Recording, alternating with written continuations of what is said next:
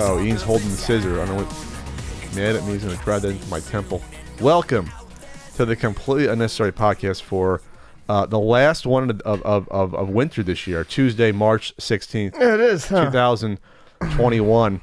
Alongside Ian Ferguson, I'm Pat Condry. We have a smorgasbord of topics, an array of topics for you today, including stuff like a new Ninja Turtles arcade-ish game coming your way, the EA Gate scandal, an NES collection for sale on eBay. We haven't done that in a while. We'll also have a Patreon poll topic and some voicemails. It's another light week in a row, second in a row. We're going through a light drought on the CU podcast for the first time. Usually don't have 2 weeks in a row where there isn't a huge amount to talk about. Just not a whole lot going on. Remember, it's mostly retro game stuff. We'll talk about other stuff as well. Ian, how was the weekend there? Was there a weekend update for you at all? Update. No. no, there's no, God damn it. No real weekend update for me. Hide those scissors. The more you press the buttons on that soundboard. You were getting chippy with me before the podcast. Because you always are like... Stephanie was correct. You were always...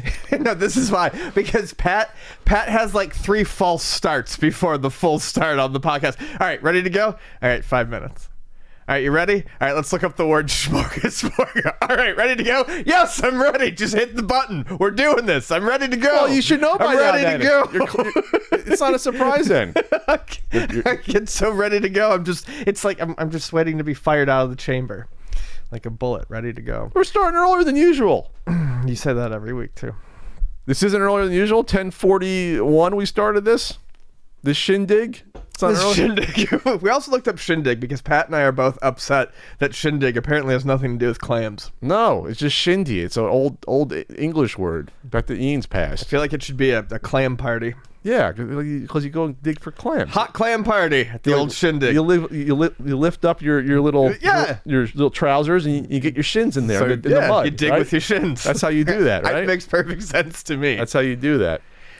No, I worked all weekend. I have nothing fun to state. What did you do? Oh, okay. I worked on a certain N64 guidebook because now I'm editing as well. I played. Actually, I did it yesterday. I played Armageddon 64. And here's the thing about Armageddon. The original game is really good. It's fun. I don't know that it's really good. It's a cult hit. It's a cult hit. I had it, big box PC. Definitely version. A PC game. Have you ever seen the cover in the U.S., the original cover? You always know with the red skull guy. That wasn't the original box in the U.S. It was a car hitting a businessman with a mustache tie in the kneecap on the cover. It's a brilliant, what was that, 97 that came out? Like brilliant, sort of like mid to late 90s extreme game. And the first Armageddon, they even reference, I believe, in some ways, Death Race 2000. It's Death Race 2000 game. You're running over people for points. Different people. They're people. There's blood and there's like cows and stuff. So, and it was sprite based and it was really fun. It's also like Demolition Derby. Like you run into everyone else you can win each race by just either killing all the people in the stage or you destroy all the other racers. So you almost never go around the racetrack and run the actual race. It's like, what's the point? And your opponents don't either, for the most part. From what I remember, they just like seek you out and try to hit you. That is a great early box cover. It's absolutely great. Like I'm surprised I don't have it in my collection. I'll have to buy it before I put this out because we're all going to buy it. So the sequel comes out. So I bought this. I don't know why this appealed to me. A Computer City purchase or CompuSA. The sequel comes out, and it's like 2 years later, and by then it's all polygonal. All the games have to be political, all the 3D games. And it lost some of the charm, and by then they also got pushback where, oh no, we can't be killing humans anymore. They're zombies now. So like it's like, come on. Really, we're going that route. We're still in this era where we can't run over people and like Death Race 2000. It's cheesy and not serious at all. It's not like you become a homicidal maniac playing Armageddon. But the sequel lost the charm of the first game, partially because of that, and partially because it's just not as good of a game because of that. Because they went totally 3D and it's just not as good. It just isn't. So I'm playing the N64 version, which is notoriously one of the worst games on the console, which I can see why. I don't think it's the worst game on the console. That's probably still going to be something like a Superman 64 or a couple of other games we're discovering going through this. But it isn't a good game. And I'm at my wit's end trying to play through it. I played through half of the game. I'm not sure how much further I can go before I pull my hair out on it. So that's Armageddon 64. But I just did Wave Race, which is a lot better. That's a really good game. I always forget there was a recent Armageddon game. There was, oh yeah, they continued the franchise, but I was, after the second one, I bought the second one too on the PC. I bought the first two. After that, I was like, oh, this isn't as fun. I don't think I even beat the second game like the first game.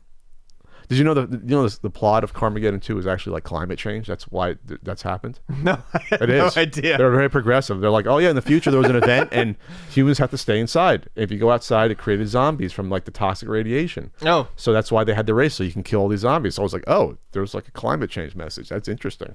Yeah, that is. That's weird. That's kind of all right. Maybe that'll happen in real life, and we'll run around like a death race, and we'll kill zombies for cash. Yeah. All right, that's what I did this weekend for the most part. I mean, I'm sure I did something else. But that's what I did. I'm sure I hit the heavy bag here and there. You know want to talk about this Microsoft acquisition? Oh, we talked about it before, but it's completed. It's completed. It's done.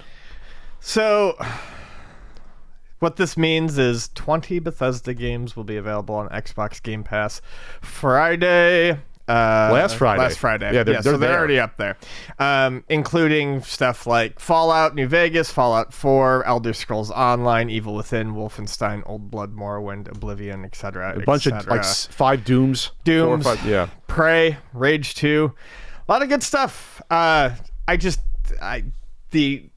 worry about this mass acquisition of stuff. This is how we get to like a Disney situation in video games. So if you have, Xbox Game Pass, great. This actually looks pretty good for you. You have a lot of stuff at your availability, but they also did say that some things would be exclusive going forward. Bethesda kind of mentioned that in this most recent round of news. Well, you spend $1 billion wherever they spent. Oh yeah, this is gonna be exclusive in the future. Some of these games and in the sequels, absolutely. Yeah, I think the end result is not exactly great for players, but this is where we're at. Well, it's great if you have Game Pass. It's a great value, obviously. I'm aware of that. Yeah. I mean, like now I'm looking. I said before, like, I can get it because most of these are going to be in the PC. Game Pass. Only a couple on the console, like Fallout New Vegas and let's see, Elder Scrolls Online. So yeah, you can get your old. What is Game Pass a month? $15-$20? What is it? It's $45, I think, for 3 months. So $15 a month. $15. Yeah, and then you can get your Xbox Series S, and you can have it there or on the PC. I think it's good. But no, I see your point. Like in the future, these are going to be Microsoft entities, and I don't see the new Elder Scrolls coming out on PlayStation. I just don't. It's too big of a game to allow it to come out on both. I think it will. I think it absolutely will. I think it will after probably a 6-month exclusivity. Oh, you think it'll go 6 months exclusive? Yes, I think that will. Just to twist the knife a little bit. I think they will do an exclusivity. Microsoft is also not dumb. They will make all the money they can. Oh, that's true. I mean, yeah, I guess so. They can follow the Minecraft sort of route. Yeah, and just. We're at the point where I don't think exclusives are definitely good and important, but I also think there's a point where it doesn't make sense, especially if it's by a third-party company. It doesn't make sense to necessarily hold it. Hold it ransom. Yeah, especially if you're owning it. I know Bethesda, I guess, wouldn't technically be third party anymore, but there's so much more money to be made when you put it on multiple systems. Sure, but you want to, I guess, maximize it by having it on your platform. If it was because you keep 100% of the profits. If Sony was doing this, I think they would probably keep it. They would keep it. I think they would probably keep it exclusive, but I don't think Microsoft's main focus is really their consoles. That's true. We talked. We've talked about that. It's software. But yeah, and I guess they figure, well, we're going to make so much money on PC with this anyway. Because when you think about what Elder Scrolls, how many PC people are going to get that? Like everyone is going to get that on PC. So when you look at it that way, but yeah, it's great. I mean, God, geez, I remember I bought Elder Scrolls, I think 4 for what was it, the 360, and I said, I'm going to play this at some point. Obviously, I didn't.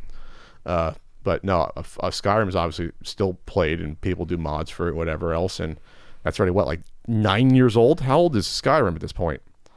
Kneecap arrow. That's like 2011, right? Or 2010, I think 2010 actually. Arrow to the knee, Skyrim. 2011 or 12. Okay. Yeah, 10 years. It's been a while, Ian, with that. Jeez. So, it's obviously this is not good news for Sony, though, obviously. Because now it's going to be less and less exclusives, at least at the start, but I don't see some of these ever coming to PlayStation in the future. But we'll see. Maybe they will. Maybe the new Dooms will come after a certain time. There. Talk about this Game Boy game. Yeah, so this is kind of exciting, and this is something that we've started seeing a little bit more recently. A canceled Game Boy Color RPG called Infinity. One was unearthed in 2016. It was apparently 90% done. It was being done by Affinix Software toward the end of the handheld's life. It's a really nice looking RPG. It looks like a strategy RPG that almost has like a Shining Force type movement battle system. But the exciting thing is that it's going to be finished and released. Incubate Games and Retro Modding have announced plans to not only complete the game with a newly assembled team, but they'll also release it as both a physical cart for purchase and as a digital ROM for everyone to enjoy.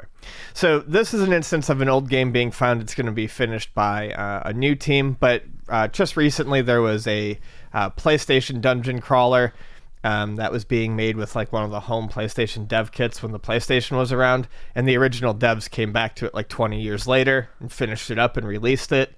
We talked about that shooter that's on Switch, 1993 Shenandoah, that was started in 1993, and it went untouched for months and months and months, or years and years and years, and they finally finished it and put it out on the Switch. So it's interesting to me just to see all of these like projects that were probably started when people were in their late teens, early 20s, had more time, and they're getting stitched up later and finished. Are these being finished by people that originally worked on them? No, like I said, this one is not. This one is not. How does that work legally, though? If the studio's dissolved, who owns the copyright?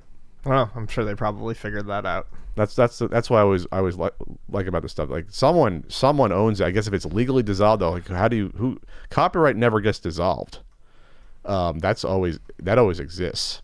It's not like a trademark has to be re-upped. Copyright doesn't have to get re-extended. Once you create something, you technically own the copyright for that amount of time. You don't have to even register it. You write something, you copyrighted it technically. If you have evidence, obviously there's evidence. That's interesting. So it's going to be a Kickstarter. It looks like in June, and for some reason on this page I'm looking at Nintendo Wire, there's a video ad playing of women in bras in the corner. I'm trying to pause because I'm getting distracted there. There's a little pop-up ad from like 1998 on this site. What the hell, Nintendo Wire? What's happening here? Anyway, all right, we'll see about that. You know what pops up sometimes? Enamel pins and RBI baseball stickers and books pop up magically at ultimatenintendo.com. Okay. They pop up. You can purchase them whenever you want. You can buy your wares there. You can help out. Ian get his burrito fix, and Pat keep the lights on. I had a great burrito last night. You had a great burrito? What did you have, Ian? I had it was Nico's. Oh, and I'll also be on Twitch tomorrow. Wednesdays become the day du jour for 80s night on Twitch, twitch.tv/CountryCode. I'm also on Cameo, cameo.com/PatContry. Frank is on the fence about doing the Cameo.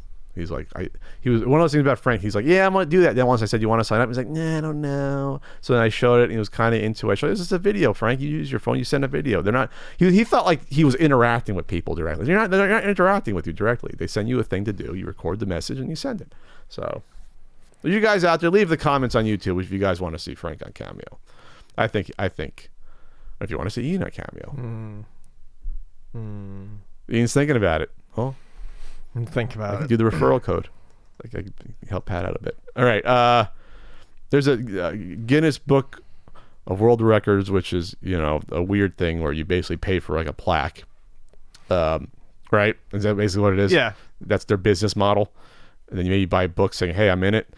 So that there's a new record for that. There's a record for everything now. The smallest Nintendo 64 console. This is from GameSpot. We're following this. I hate the Guinness Book of World Records. It's I used to love the Guinness Book of World Records when I was a kid, and as I've grown up, I've really started to be like, meh. You learn the dark, seedy side of the world records business. Yes, the seedy side of the world record biz. But this is worth talking about simply because it's just so goddamn adorable. So it's a handheld that's, let's see, 2.87 inches tall 10.23 inches wide, 7.48 inches deep. So it's more deeper than it is tall, which is interesting. That's really interesting. It looks to be just about the exact width of a Nintendo 64 cartridge. When you look at the system with a cartridge in it, it almost lines up like perfectly to the sides, and looks like maybe just a little bit taller. 2 sticks on there, so obviously the 1 stick functions as the C buttons. We'll get into that. Pat the Pessimist is going to get into that. This is from Gunnar Turnquist. That's an awesome name, by the way. It is. Gunnar Turnquist. That's like a name of like an FBI investigator on like an NBC or CBS show. That's what Agent Gunnar Turnquist. So this is a record breaker going back to 2015. It's 23% reduction in total volume. Did they send someone out from Guinness with a ruler and calculate out the volume? Is that what they're doing here? Remember volume. It's, for you math folks, it's length times width times height is the volume of something. It's cubic inches. And it's built using a real N64. Gunnar didn't opt for shortcuts, according to his article, like an emulator printed circuit board. As a result, it plays real cartridges. So you get the insides and you crunch them up and you shift parts and you get your welding mask on and you get in there and you do that. So, okay, this is what I'm going to say about this. This is a slight cheat using that second thumbstick on the right. Because there's some games, most games don't use it as a camera button, the C buttons on the N64. They're just regular buttons you use for a fighting game or to do options or what have you. I think this is a cheat doing this. I think the rule should be you need the real 4 buttons on there to fit. I think you could fit them. Maybe you could fit them if you like put them like not, you know what I mean? I think that's how Pat would do the Guinness book. I'd show up and be like, no, I want to see the 4 buttons here. I don't care. You think it's the same with, you can't play a fighting game, then you gotta click up and down on that right stick? You shouldn't be playing fighting games on the Nintendo 64 anyways. What if I want to play, what's a game we just played that used the buttons like that? Let's see, Wave Race uses the B and A. Wave Race, it uses that to switch the perspective. It doesn't use that for another button. It uses the triggers. All right, I'll think of other games. this is I'll think of other games. To me, this is an Carmageddon, you need space-saving technique. Carmageddon, you needed to use your power-up options. You can still use your power-up options. And switch. Yeah, you got to click it up. It's not as precise, Ian. Okay. You see what I'm saying? I mean, I'm trying. I'm trying there's to no care. Game. I'm trying to care. You don't. It's not an analog. That's the point. It's not an analog. No, of course not. It's 4 buttons. Give me the little. What's the one you like? Your Neo Geo Pocket Color little joystick. Yeah. Do that. Stick. Do a clicky stick. I'd allow that because then you get the click. You get the click at least on that. Yeah, that's the only thing. It's like it's not really what it is, but it's adorable though. Good on Gunnar Turnquist. Wonder what the battery life is on that thing. Probably not very high. Oh yeah, that's probably not great. No, because we spoke about that one that was made from parts that the quote unquote handheld one. On remember those go for several $100 on eBay. Yeah, that from our pal Todd, that lasted like what 2 hours at most, and that was with like heavy duty like car batteries stuff stuck to it or whatever. Not car, you see what I mean? They were like the phone charger heavy ones. There was like 2 or 3 of those suckers in there to get that powered. There. All right, Ninja Turtle time. I'm wearing the shirt, the Loot Crate shirt. I'm excited. So this was announced. Teenage Mutant Ninja Turtles. Shredder's Revenge was announced last week to much fanfare. It was one of those things I saw online where the excitement for it was kind of existing outside of usual video game circles. It got trending on Twitter. And everyone was kind of looking at it and talking about it. So what is it? It's a new arcade-style beat-em-up with the Ninja Turtles, just like the original arcade games. Has you fighting a bunch of foot soldiers and the various henchmen of Shredder. Including Bebop, Rocksteady, and Shreddy Boy himself. The little video was a cute little animated little intro. They redid the theme song. They show April doing a jump kick, which is cute. They redid the theme song with Mike Patton doing the vocals, the lead singer of Faith No More. Really? Yeah. Faith No More still? Oh, he's still around. My sister used to listen to Faith No More. Oh yeah, Mike Patton is definitely still around. Okay. Apparently he did the lyrics for the title theme in that video, which is pretty great. Then there's only about 15 seconds of gameplay, just to be clear, because we're still early out on this. Looks good though. I think the important thing is that the sprites look great and they animate really nicely. One thing that everyone's been pointing out that I think is a nice touch and shows the amount of care going into the game is all the turtles look different. They all have different run cycles. Even they all run differently. Mikey runs like a goober. Donatello runs like a ninja. They all have different run animations. So unlike previous Turtles arcade games, it's not just a palette swap where they're taking one turtle and changing, the Yeah, they all walk the same in the first game. They all look different. They all have like their own personalities. Well, I'm trying to think. Their idle animations were different, I think, in the first game. Obviously, they had different weapons, but I see what you mean. So this is being published by Tribute Games. It's being published by .emu. .emu. Developed by Tribute Games. That's right. I confused it. The two of the people who founded Tribute Games were two of the people behind Scott Pilgrim vs. the World, the beat 'em up. And .emu recently published Streets of Rage 4, which was my game of the year last year. So there's good beat 'em up pedigree behind this. Beat 'em up pedigree between the people who did Scott Pilgrim, the people who published Streets of Rage 4. I have faith that they will put together a very good game. And we last brought up Tribute Games with Panzer Paladin, Yep. which was really fun, and that came out only last year, because last year it's a time warp. And I saw and spoke to the folks at Tribute Games. Back at right before it all went to hell at PAX East, literally when like Sony pulled out and other companies were like, we're not going to do GDC. That's when that was right before. That was pre-COVID madness times. So check out Panzer Paladin if you hadn't. And so this looks fun. Yeah, looks really good. I'm super excited. There's no release date yet, but there's a landing page for it on Steam. I'm assuming we'll see it on the PlayStation, Microsoft, and Nintendo consoles. Most of Tribute's stuff, if not all of it, is on the Switch. So I think it'll definitely get a Switch port. I know this is a tough ask because of the rights. If they could do a bonus of getting the original arcade game with this, I would love you if you could pull that off. I think that's a bit of an ask. I just said it's an ask. Yeah, I know. It's a Konami. God, I want that re-released. That's a top 10 favorite arcade game. The original Nintendo arcade game is top 10. Oh, it's one of mine out of too. all. And that's a good thing to bring up. Actually, is that I really hope, and I'm sure we will, but I want to see physical copies of this because the Turtles games, like that original arcade game, has been released on digital storefronts before and then quickly taken away. It's got like a year or two. It's like gone. Gone. The licensing for Ninja Turtles is crazy. It's like the Marvel stuff and whatever. Scott Pilgrim, I'm assuming, is a similar way, that these licenses are only for a set period of time. So this game will absolutely come out on a digital storefront, and I guarantee you at some point in the not so distant future, it's going to go away. You can say it's a time. Yes. Mm-hmm. So, yeah. That's all I'm asking. I'm not saying you can do it because that's Konami did the original game, but that was a travesty that you can't easily get that original arcade game or the original Simpsons arcade game or the original, the fucking Spider-Man arcade game. I don't think it's been released anywhere that I know of. Any of those beat 'em ups that with licenses. Alien vs Predator only got Simpsons. That's Capcom, but that only got released on their fucking big dumb stick. That's the only time it's ever been redone. The Simpsons arcade game not getting a proper release. I think it had a PC release at the time, and that was it. For whatever reason, they didn't get that anywhere. They couldn't do a Super Nintendo version of the Simpsons arcade game.